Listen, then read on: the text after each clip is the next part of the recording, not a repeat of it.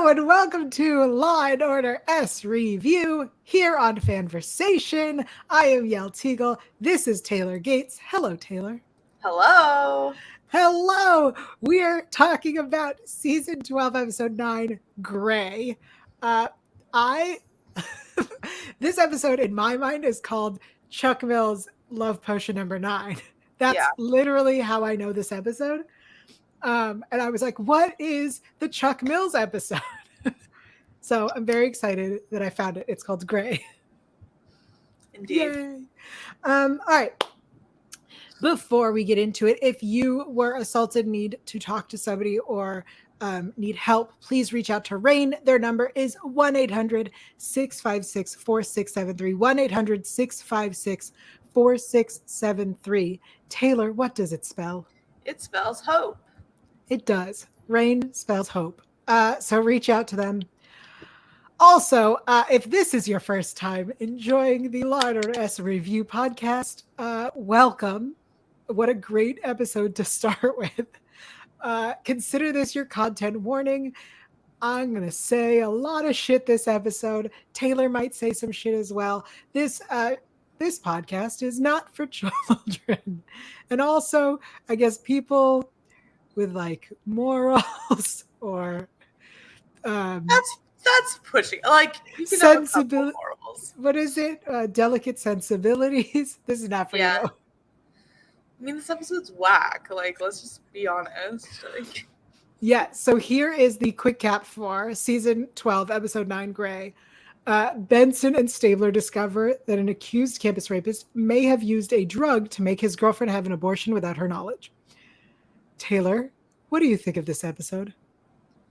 I mean, what a time. Like, anytime that we get to go to the college campus, anytime that we get some guy named Chuck Mills and have a website dedicated to him, like, you know it's just going to be a real classic.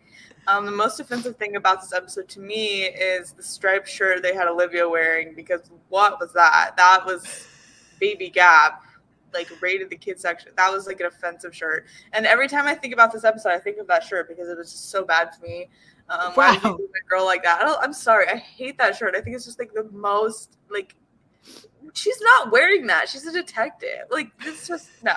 I hate it so much, that shirt. This episode, though, it was great. I do think, and I'm sure we'll get into it, the end with the judge is like completely unnecessary and doesn't add anything to this episode. And they just like needed some other stuff to fill the time, because we've had episodes exactly like that with judges like telling their own story. So I thought that was so random and we didn't need it. So I thought that was kind of out of left field. So I'm sorry to her, but this like didn't fit there. But the rest was cool. But also, like, I would never want to be a sober buddy. Like, how much responsibility that is. Like, no way. No way. I'm not looking after you all night. And Kathleen was right to go get coffee with her boyfriend, with her man. It's not her job. She's not your bitch. She's not your mom. You've said so much I want to talk about. I'm sorry. Like, I have a lot of feelings, obviously. I had a lot of feelings when I watched this. There's a lot going on. Okay, so this is, I think, definitely like in my top 20 episodes. Like, I've seen this episode so many times. This keeps happening now that we're doing older episodes.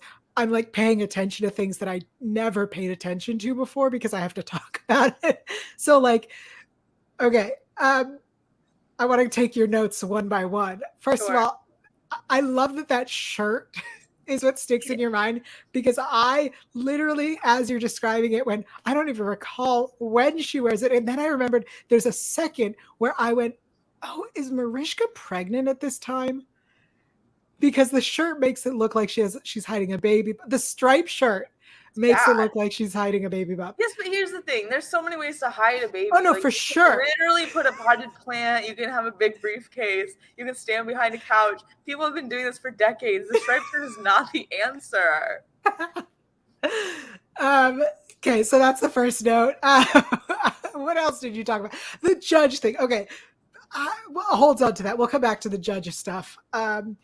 This episode is also the return of Sonia Paxton, full force, a beautiful arc. Honestly, like, this episode reminded me where it goes with her story I'm not going to spoil it, I guess, because somebody might be watching these in order for some reason. I care more about what happens because I think of this, like, because we've had a journey for her. And I feel like in later seasons, it is so rare that we get such a good journey for our ADAs. Honestly, I kind of forgot that she came back after her like fall from grace, which is such a good episode too. Ooh, that episode is wild. They make her do a breathalyzer in court, like crazy shit. But I kind of forgot that this was like that she popped back up like this, and I liked it too. Like, you can really see her growth. Like, she's still the same Sonia, but she definitely has grown, and I like that. I have to say, I know that this is in the batch of episodes with like Calvin, obviously, and Dana Lewis as well. And I really thought this was Dana Lewis episode, and so I was really sad when I started watching it and she wasn't there. But the fact Sonia was kind of made up for it for me. So I'm gonna be honest, that's why I picked this one. For those who don't know, I was tasked with choosing what episode we do, and I decided that for the month of August, we're doing back to school with Hudson University episodes. And I started with this one, specifically because I knew that I remembered Sonia Paxton turns the light on in the bedroom and makes fun of his dick. And like, that's, so I was like, oh, Taylor's going to love this episode. And I was like, fuck yeah, the Chuck Mills episode. That's such a good one.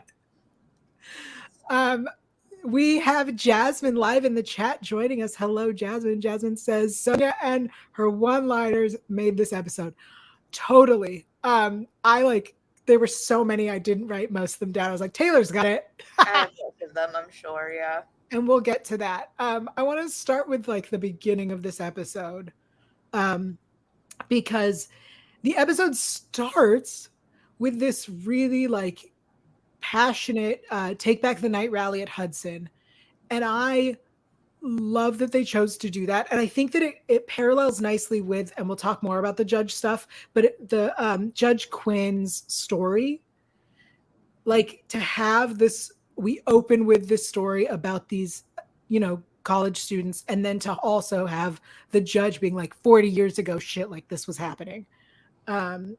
So I like this rally. Also, like a Take Back the Night rally is like a very popular thing on campuses. So much so, for those who don't know,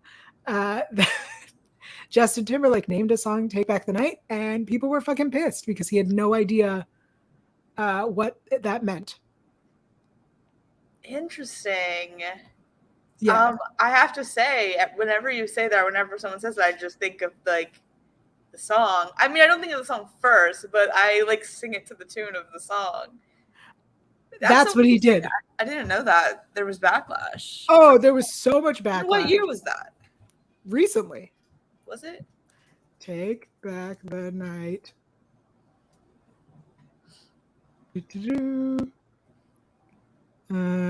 Justin Timberlake, 2013. Okay. So I would have been, I'm not going to say because you'll get mad at me saying my age and stuff. But that makes sense that I wouldn't have I knew about it after, I guess. But I knew about the song first, I'm sure, because I was not in college at that point. Right, I was going to say you weren't in college. 2013, this episode was 2010, so. Interesting. Huh. Good. The more you know, that's what I learned this week. I'm sure I'll tell you all. I also want to talk about Kathleen being there. Because yes, Stabler's daughter is at Hudson. Stabler went to Hudson as well. So did Kathy. But so, how are you guys alive? What? How are you guys alive if you went to Hudson? I mean, alive. Most people survive. Yeah, I guess you're right. Most women get assaulted. So Kathleen, fraternity. Violence as well. Let's just, but she was in a fraternity, so right. Stabler was like, I wasn't a frat, bro. Yeah, good, because you would get that shit beat out of you probably. But let's talk about. He would have done the beating. Let's talk about Kathleen as the sober buddy. I do appreciate that this is right. Kathleen is a sober buddy. She's like, everyone knows that I don't drink, and I don't know if. I could have sworn it was explicitly said, but maybe it's supposed to be, you interpret it this way. It's because she's on meds for her because she's bipolar, right? Well, yeah, and didn't she also get in trouble for drunk driving in high school? Oh yeah, but that was also like tied in with the bipolar because it was. Yeah, I feel like it's probably just a combination of all of that. Because I remember so vividly, he burns her driver's license like so Yes. fucking dramatically a year after she did that, which I still find just insane and like the weirdest thing to do ever. But yes, she's a sober buddy. But like, here's the thing. Yes, I want to have this conversation. Yeah. You should not have to give up your entire college experience, your entire whatever nights to take care of somebody. Like, yes, you should look out for each other. You shouldn't let other people, you know what I mean? Like, you should, but to have to chaperone and babysit to an extent where you can't leave someone for 10 minutes is not fair to that person, frankly. Okay, so a couple of things. First of all, agreed. The idea that our culture has made it so that you literally need a babysitter or chaperone to make sure you don't get assaulted. Yeah. Is a huge fucking problem that should be addressed and dealt with from the beginning, right? Like that's a whole other fucking conversation that we now require these girls to keep them safe to have a sober buddy. Yeah. That's first. Secondly, I growing up was always designated. I didn't drink, and so I was always designated driver, and I didn't partake in any substances in college. So I babysat quite a few experimental moments for people, including shrooms at a park. Yeah. I will say, as somebody who has been the sober buddy, it fucking sucks. And as the person who is doing the partaking, you need to understand that you need to now give that person the authority and respect and control to take care of you, because when a sober buddy says it's time to go, almost always the drunk party will go, nah. Yeah. So it's not just unfair that you've like made them do this, but now they have to be combative because you're not going to listen. So I guess what I'm saying is get drunk at home. That's the thing. I'm just like, I feel so bad that she's like feels so much guilt over this when it's like you didn't really make the choice, like any of the choice, like, and I feel like she's talking like she has to do this every fucking weekend because she's the only person that doesn't drink. Like that's not fair to her. Yes, and that should never be it. The idea of a sober buddy, from what I understand, is it should switch, like it should go both ways. It should be fair and equal, and you know, there shouldn't be a power dynamic here that one person is being taken advantage of. And Kathleen definitely was taken advantage of. I think also, of course she feels guilty. Like, of course she feels guilty. And I think that it was stupid of Stabler to not put it together. That's what I'm saying. Why is nobody being like, it's not your fault, BB? Like, you did not do anything in the situation. Like, was it the smartest thing ever? Like, maybe not. But you were gone for 10 minutes. Like, 10 minutes. Like, someone else, I'm sure she was like, hey, can you watch her to someone else? Like, I don't think that she would not have done that. I just was like, I feel so bad that she feels so bad because she's not the person who really did anything wrong. Let her live. Like, let her live. I don't know. I feel so bad for her. I want to give some actor shout outs for this episode. First of all, let me back that up. Let's give some writer-director shout outs. This episode is directed by Helen Shaver. I will also say, this is something I'm just now discovering. This episode was written by a George Wong, spelt like Dr. George Wong. I love it when they do that. I wonder where that name came from. I love it when they do that. So good. Okay, so for those who don't know, Kathleen is played by Allison Sicko. I love that she has continued to play this character. She is, if I remember correctly, we discussed this, I think the only actor to play the same Stabler child the entire series and on Organized Crime. Because she's the best one. It's so real right now. She always has been. She always will be. Also, Chuck Mills, who I feel so bad because when I see him in anything else, and I've watched him in so many other things, I loved him in Russian Dolls. I loved him. There was a show called Valor that was really bad, but he was great in it. So Chuck Mills is played by Charlie Barnett. He's always going to be Chuck Mills. And when I see him and stuff, I'm like, oh my God, it's Chuck Mills. That's not his name. I need to see what else he was in because I recognize him from something. Yeah, Chuck Mills. Also, Maddox was played by CCH Pounder. I'm scrolling. Who did I want to give shout outs to? Yeah. Sonia Paxton played by Christine Lottie. Absolute legend. Did you figure out where you know Chuck Mills from? No, I don't. Well, right. It's all right. He's Chuck Mills. That's it. He will always be. I feel so bad. That's one of his first acting roles, it looks like, too. So he really made an impression. He did. Honestly, he's so good. Also, the question is, does www.chuckmillsrapedme.com actually do anything? I did not check to find out. I was going to, and then I did not check right now. Okay. While you're looking that up, I want to talk about the conversation. There's like a whole consent conversation that the squad has that I really need to dissect and break down. Yes, I know what you're talking about, but it doesn't take you anywhere, just so you know. That's so upsetting. They should have definitely bought the domain. Look, in 2010, maybe they did. It has been 13 years. Keep it up, though. Everyone's still watching these reruns. Like, absolutely. I'm going to buy it. And I'm going to put stuff on it. Do it and then just put pictures, like send it to have it redirect to Charlie Barnett's IMDb page. That would be so funny. Charlie, do you need a new agent? Because we're thinking of some really good ideas right now. Oh, fuck. So good. Okay, let's talk about this conversation that's had. I have some quotes that I didn't say for best lines that are just so we can have this discussion. Because they weren't good lines. They were stupid lines. I just don't understand how season fucking 12. Yeah. We're having a conversation that feels like season 1. But also that Benson is the only person making sense.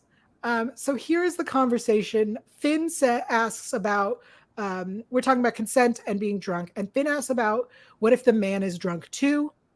And luckily, Benson says the thing about drunk driving. Like if you drink and drive, and then, there's an accident, you're still responsible. I think that is very important. And like a lot of times I know that when I talk to people who like to quote unquote play devil's advocate, which is a stupid fucking thing regardless, but whatever, that's a whole other soapbox. This gives a good, like solid answer to that, because the question of, if they're both drunk, who's at fault? It's so frustrating. Yeah. So then Munch says the fucking least Munch thing I've ever goddamn heard, which was, what did the girl expect? If she's drunk and goes over to his place, what she thinks is going to happen, they're going to play games. What the fuck, Munch? Yeah. Yeah, that felt so out of character. The discussion felt out of character for SVU detectives in season 12. Agreed. If they had been like, we know Olivia, but here's what people say, fine. But like to have it come out of Munch's fucking mouth. Like you're saying this with your whole chest right now. Yes. That's wild. So then Olivia says it's the guy's responsibility not to take advantage. Thoughts on that statement? It's anyone's responsibility. It's not just guys. I know what she's saying. In this case, it was a guy who did it. Right. But yes. If you're drunk, keep your hands to yourself. Have you seen the T video? The what? T. I don't know. There's this, friends, there is a beautiful video about consent, and it is explained with tea. The beverage, the hot, warm beverage people drink. Here is how this is explained. And I highly recommend people Google like tea consent video. It's so fucking good. The whole thing boils down, nice pun, to this. If you're with someone and they want tea, give them tea. If they are not conscious, don't pour tea down their throat. If you make tea and go, you want tea? And they go, no, thank you. Don't force them to drink the tea. Yeah. If they're too drunk to know that you've given them tea, you don't give them tea. Right. They're going to burn their mouth. Yeah. Consent is so simple. Yeah. So then Finn brings up the idea of a permission slip to get past first base. We've talked about this a lot on this show, and I think that for those who don't know, I have this new hobby, and it's reading. I've been reading a lot, and what I've been reading a lot of is romance. Very, very smutty romance. And one of my favorite things in these books is the way that affirmative consent is written into, I mean, unless I'm reading the dark stories, is written into the plot. There are, and I've talked about, I'm sure there's podcasts of me talking about this before, but affirmative consent is, I think, one of the sexiest things. To ask your partner if they want and like and enjoy what you're doing, and to have them verbally say yes is sexy as fuck. So the idea that usually men, but people think, oh my God, now you need a permission slip. No, because she could change her mind once. That's what I was just going to say. I was like, that's actually the dumbest idea ever, because now you have this quote unquote proof, which Right. like you can sign it at the beginning and then change your mind, and then they're going to use this as evidence. Like, no, it doesn't work in any capacity. Try again. I also I will say this. The idea that I, let's say, have a partner for the night and I sign this permission and I state my limits, and so these are the things I will not do. I have now signed consent and they do whatever the fuck they want, and now they can argue that I said yes, but I said yes to one thing and not the other, which, if you've watched our show before, takes us back to beautiful BDSM conversations about safe words. But that's a whole other thing. My point is, fucking verbal talk. Use your words. Communicate with your partner. Yeah. Consent is sexy. All right. That conversation makes me so mad. And I forgot that it was in this episode.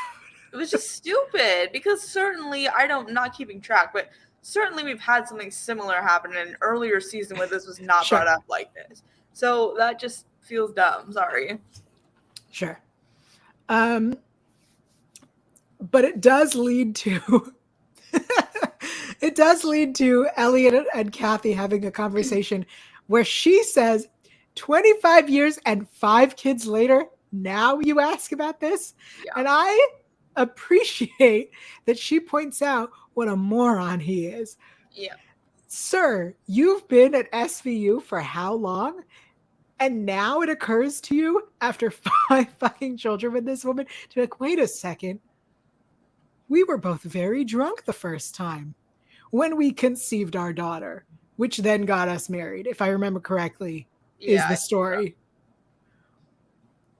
Are you fucking kidding me? It took you this long and much to point it out for you to realize that perhaps the way things started was dubious consent?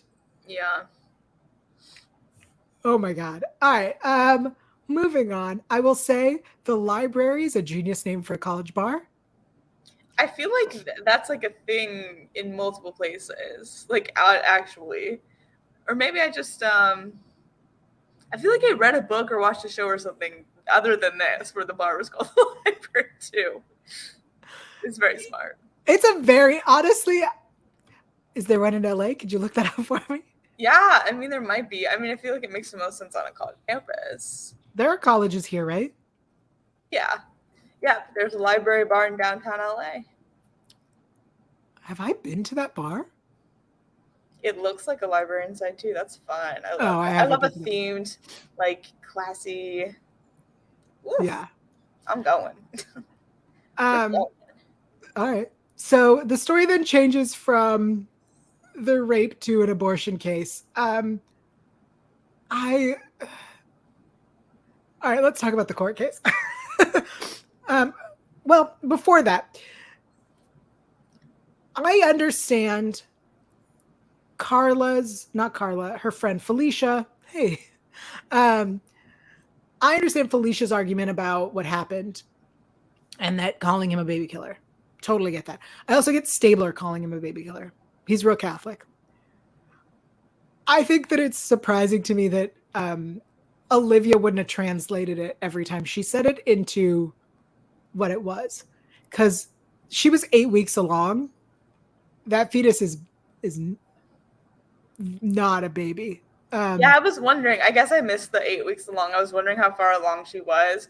Yeah, the whole way they talked about it was interesting. I think I will give it a pass here because she very much like wanted it and like, you know, thought about a future where like the wording was like strange every time they talked about it, but because she wanted it so badly and was already planning, I was like, all right, I'll allow you to say this. Sure. I just think that when they first hear, when Felicia says to Benson and Stabler, he killed her baby, I think that like one of them should have been like, oh my God, like she has a child, she's a freshman, like Yeah. something like a toddler. You know what I mean? Like something to be like, oh no, this is about abortion. This is not about child murder. Yeah.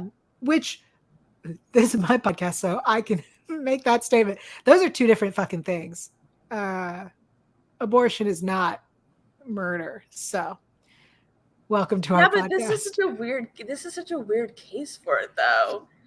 Because it's like, I don't know. Because when you talk about abortion, I always am like, oh, it's like a choice. So it's for sure interesting to use that when it's someone else doing it. Like I feel like there needs to be like another word for, you know what I mean? Because it's like, ooh, like forcing an abortion on her. Yeah, it's just, that's such an interesting, like, you never hear about it in that context, really. I mean, I guess there's like sometimes, but you call it something else. So it's like so interesting to hear him tried for like second-degree abortion. Like that's so jarring to me. I totally get what you're saying. It reminds me, was it recent? I don't remember which episode where we talked about, maybe it was the last episode we did. We talked about like putting things into someone's body without their consent. Mm-hmm. So it's literally like the opposite of Bang, where he forcibly impregnated them. Yeah. And now we're forcibly aborting them. Interesting. Yeah. That's wild. It was just weird, like, to hear it spoken about like that. I don't know. It's just strange. I agree. I think also this idea that this medication, misoprostol, not only is for ulcers, but also abortion and ED. Like it has three purposes. Mm-hmm. It is a magic. That is a magic pill. Yeah. And I think it's so interesting that Chuck Mills being pre-med, like knew how to mix it up into lube. Yeah. And apply it how he wished. Wild. Agreed. I love the detail of him being pre-med, so he like knows how to do all these little things. Yeah. All right, let's talk about the judge and Sonia and all of that shit. So I liked Judge Quinn. I liked the idea that she was considered biased. I think that's interesting. When you think about it, let me back this up. The case that Sonia was trying was the abortion case for Carla and not the rape cases of Bethany or anyone else. So why would Judge Quinn's gang rape from 40 years ago have her be biased for this case? Also, unless it was about the fact that they force-fed her pills so that it seemed like she OD'd, which then goes like into a different conversation about like forcing medication on someone, which is again like maybe where the case should have gone. I just think it was very interesting that they convinced her that she should recuse herself. That said, then it like translates to the other judge, and then that goes nowhere. That's what I'm saying. It didn't add really anything important.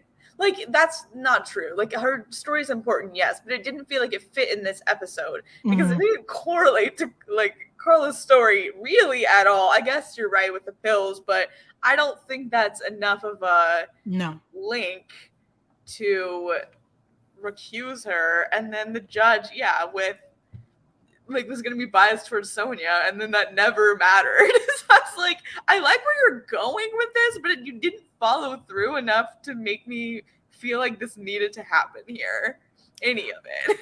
I agree. Also, if you go back to Maddox is being like, ask Stabler how he got the fucking disciplinary thing. How did he connect Carla to Bethany? Like they were doing this Bethany case and then they connected to Carla. How did they do that? I have the answer. Her name is Felicia.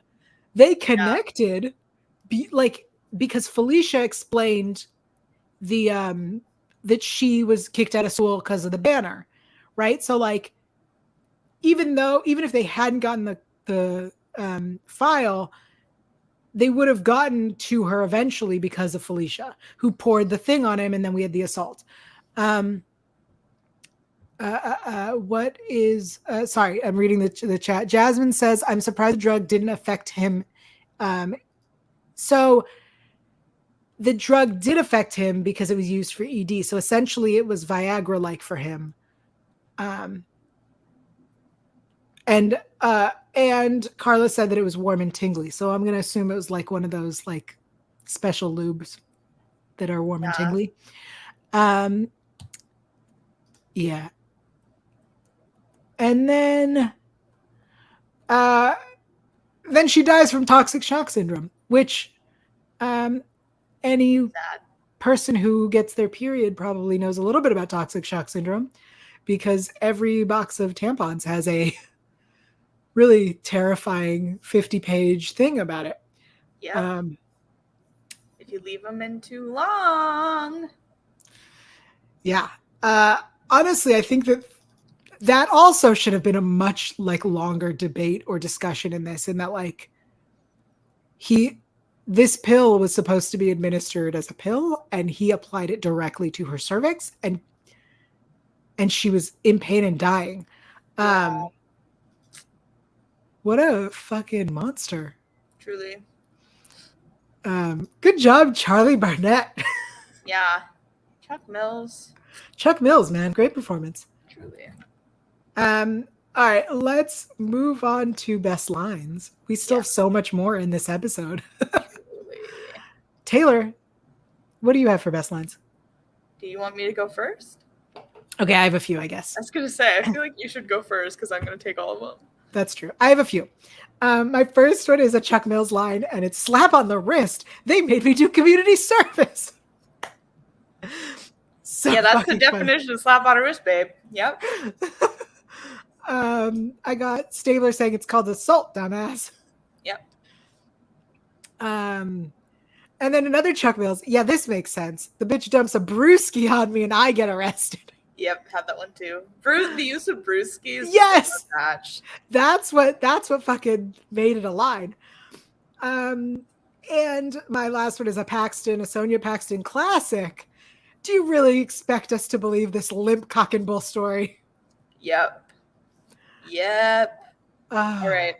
Hit me. Most of these are just plays on the word, like the name Chuck. I'm like realizing reading over them again. That's fine. Pre-med like yourself couldn't turn down the chance to give her an anatomy lesson.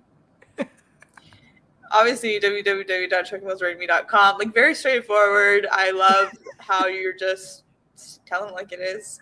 Yeah. See what to do with Chuckles here. Right now, this case is as big a loser as this guy. Get him. No one wants to send their daughter to rape you. Apparently, a lot of you people do, actually. Yes. sluts and bitches for your raping pleasure. The way she delivers that line is unreal to me. You know what's so funny is it reminded me of, and I have it written down, the pledge song or the whatever song in that more recent episode where they call them, was it sluts and bitches and hoes? Yes. Yep, yes. I literally have it right here. We are the Bishop Club, sluts and bitches and hoes. So it's sluts and bitches, and I went, and hoes. Yep.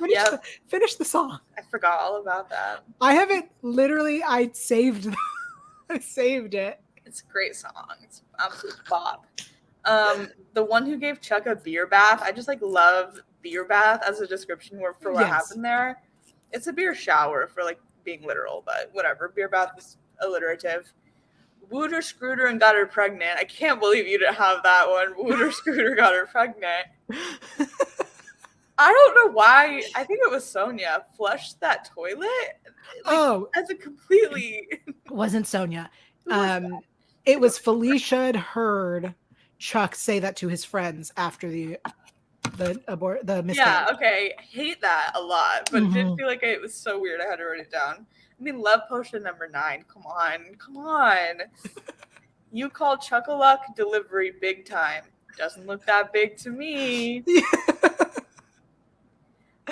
I hope you're not on the sauce right now because I got a policy against strangling drunks. I think just the phrase "on the sauce" is just like one of the best things in the English language, truly. Because I never in my mind like picture it as someone drinking alcohol. It's always like eating spaghetti sauce or something. Oh my god, I literally picture the like Tapatio bottle. Yeah. That's what I picture every time when someone says "on the sauce." On sauce. I guess that's close enough to like an airplane bottle, but whatever. Whatever. On the sauce is just like a great phrase. And finally, you'd get more time for shoplifting an iPod. Remember iPods, everyone? I do. Do you? Yes, I remember iPods. I had several iPods, I'll have you know. I only had the classic. Thank you for the best lines. This episode is fucking full of them. Yeah. So good. Yes, Before we go on, we have some show news, which came out weeks ago, but we were off. So for those who don't know, there is a strike going on. The Writers Guild and the actors are on strike. We, as the SVU podcast, support both of these strikes very much and are pro-union and hope that the studios stop being fucking greedy bastards. But due to the strike, it was announced that new episodes of SVU have been pushed back to mid-season at the earliest, which means that we will continue to do old episodes through the fall. For a long time, my friends. I'm going to be honest. It's a while. Which also means our schedule will be inconsistent. But also, the good news is I went through and started doing something we should have done from the fucking beginning and made a note of all the old episodes we've already covered so that we don't accidentally do them again.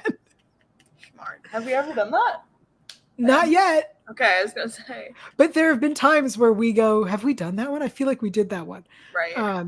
So I have now started a list for us so we don't accidentally do it. And we put a big dent in older episodes. Not anywhere near close to done. Right. And also, I feel like most of them are middle seasons. Mm-hmm. So we might go back to some like really, really old school season 1, 2, and 3 episodes. We might do some post-Stabler episodes. I feel like we've done all the post-Stabler episodes, haven't we? Or maybe we didn't do season like 13. No, I believe we started doing the entire time. My SVU podcast story starts with season 16. Oh, I don't know why I thought it was earlier than that. Mm-mm. Interesting. Okay, good. We have a lot to choose from. We have a lot to choose from. We have 16 seasons worth to choose from. Hell yeah. So that is the show news. We'll tell you what we're doing next in just a bit. But I also have, friends, you will not believe this, we have a review. For those who are listening to our audio only version, please make sure that you have subscribed, of course. But also, if you're on iTunes, you can give us a rating, 5 stars if you like us, 4 stars if you don't. Other stars are broken. It's been years and they will not fix it. So don't bother. 4 stars is the lowest you can do. But if you give us 4 stars, absolutely tell us how to improve. If you give us 5 stars, let us know what you like. This is a 5-star review from La Sophia. Nice. Thank you, La Sophia. Yes. What La. Yep, that was the right number. It's a 5-star review. The title is Best SVU Podcast, and here it is. I'm not doing a voice. You ladies are awesome. I miss seeing Felicia. Sad face. I'm gonna pause there for a second. We fucking miss seeing Felicia as well. She is still 100% part of our podcast, and whenever she is available, she is going to join us. She's fully aware of that. She's just a busy gal. She's very busy. Thank you so much for always giving your terrible, hilarious opinions. First of all, La Sophia, you're welcome. Yael is the terrible, and my part is the hilarious. Rude. I'm not saying wrong. I'm just saying rude. You're just saying that was not called for. Please keep doing old episodes. I am a Stabler era expert. Oh damn. 2 big happy faces. One day I'll make it to the live chat. Sophia, we would love to have you in the live chat. Maybe one day we'll mix up our time so that you can make it. Yeah, thank you for that review, Sophia. I'm assuming Sophia is your name. La Sophia. I love that username. That's so fun. It is. Thank you so much. I love reading ratings and reviews here on the podcast. Please rate and review on iTunes. We do get comments on YouTube, and we do enjoy those as well, but we do not read those out. I read each and every one. So, Alexa in the chat says, I haven't heard any podcasts from you on season 1 and 2. First of all, I probably haven't done many. I know that I've done any, actually. That's very possible. I literally was looking for one for today and was going to choose one from season 1 and 2, and I realized that you are not the biggest fan of the early episodes. So I was like, I have to choose one that I absolutely love. My sweet spot is seasons 6 through 13, 14, and those are my favorite seasons. And there's ones I like from the earlier, and there's ones I like from the later, but I feel like the golden age of SVU for me is 6 to 13 or 14. Yeah, I have a soft spot for 1 and 2 and 3. That's fair. I started watching, we know, 12. I'm just saying, you started watching 1, I started watching 12 or 2. Were you? I started watching 2. Okay, I was gonna say, so we all have our little biases. Yes. Biases. What's the plural? I don't biases. know. I will say this though. What was I going to say? Oh, we did. So for those who joined SVU when we started on FANVERSATION, you may not know that you can go back and watch season 16 through 22, maybe? What year is it? Yeah, 22 sounds right. Whatever year, June 2020. Yeah. Season 16 through June 2020. You can check all of that out. It is in the playlist on YouTube, and in the links in the description of all of our podcasts. But that was previously on the AfterBuzz channel. So season 1, I know that back when I first started, Roya, my co-host, and I did the pilot together. So you can watch season 1, episode 1, Payback. Yep. Available in this description somewhere. Okay. Now some shower thoughts. Yeah. For those of our listeners, our friends who are listening in the shower, hi. I hope you're taking a relaxing shower. I know that it's probably really hot wherever you are because it's summer. It is summer. It's maybe not actually. Our friends in Australia, it's actually winter, and so I hope that you're warming up with a nice warm shower. I just want to give our friends in the other hemisphere some representation that they deserve, because some of them, like Alice, watches us from there and wakes up very early on Monday morning to do so. You're right. My bad. My bad. Yeah, no problem. And those are our shower thoughts. Yep. It was just telling Yael about geography and seasons. I just dropped my mic. Yep. Thank you for correcting me. Alice, I hope you liked that little shout out. You're one of our most loyal viewers. That's true. I love that we have loyal viewers who watch us live in the chat. I love that we have you. And I love that people are here. I know that I released the knowledge, I guess, of what episode we were doing. I want to say the middle of the night, Friday night. So I appreciate that people are here to watch it live with very little warning. I promise, I'm going to make this promise and hopefully stick to it, that our plans for the rest of August will be released earlier.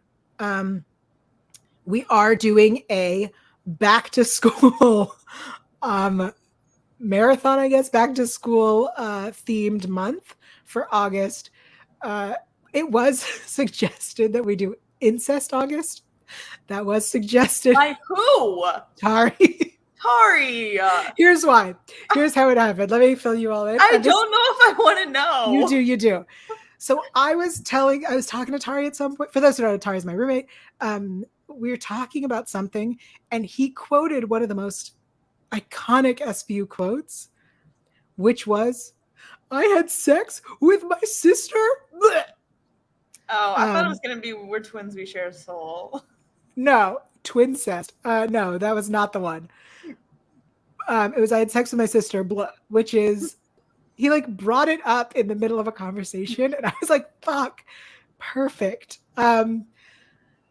So I was like, ooh, we should do that episode. That's families, for those who don't know. I was like, oh, that's a really good episode. And then he said, you should do incest August. No. Well, we might do incest September. So It's going to get banned from these platforms. It's SVU. It doesn't matter. If we have themed months like that, they're going to kick us off. Anyway, our current theme is back to school with Hudson University. So instead of a weekly poll, which we have taken a break from doing, but I'm going to put this up anyway. You all have, I'm going to say, until Wednesday. That seems like a good amount of time. What is the date on Wednesday this week? Well, let me check. Please do. The 9th. Wednesday, August 9th, 2023. I'm saying that in case you're listening to this in a few years. 2029. They're like, okay. That'd be so funny. You have until then to let Taylor or I know via social media platforms or in the comments here on YouTube. Those are the options. I'm going to say on social media platforms or on YouTube comments, your Hudson University episode recommendations. Or just any school episode, right? Like if it's a fun high school episode. I really want to do a Hudson month, but okay. If you desperately can't think of a good Hudson one, do it different. Yeah. I'll accept them because we'll take them for a different, we'll do them eventually. It says September. We're not doing that. I'll quit the show. All right, fuck. All right, fine. Hilarious. Anyway, so that's what we're doing instead of a weekly poll. You have till Wednesday to do that. If you're in the live chat now, you can also do that now. Okay, it's time for the segment we 100% forget about every time. What did we learn? I'll go. Yes. I said it earlier, but I didn't know there was controversy when Justin Timberlake released Take Back the Night because of the rallies. That makes so much sense, but I never heard about that controversy before. Good to know. And also about that drug that is so versatile. And so that's, I learned misoprostol is a real drug. I Googled it. I did not care to look if it does all the things that it says that it does, but it is a real drug, so I'm going to assume that it does. To expose myself right after this, so I actually had an ulcer a couple weeks ago in my throat. Fun fact. I did know this. and I have medicine they prescribed, and I'm gonna go see if it's that. So funny, but also horrific.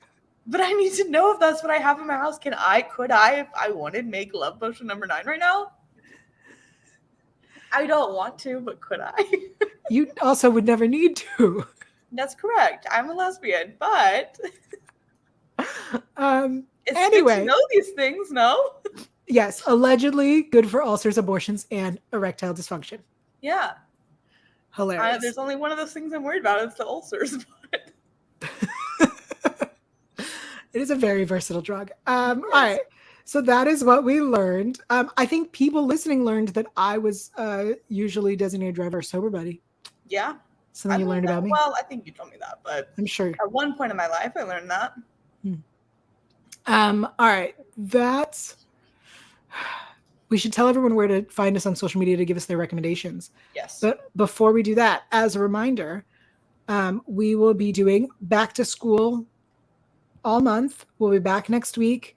And I think that's all of the reminders. Thank you for the rating and review, La Sophia. Yes. Taylor, if people want to keep up with you and recommend episodes, where can they find you? You can find me on Twitter. I'm sorry, X. at alpha_Ann. Or you can find me on Instagram at Taylor_Gates_. You can find me only on Instagram at YaelTygiel. That is YaelTygiel.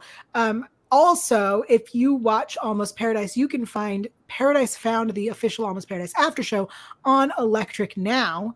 If you watch Leverage Redemption or The Arc, those podcasts are available on Electric Now as well.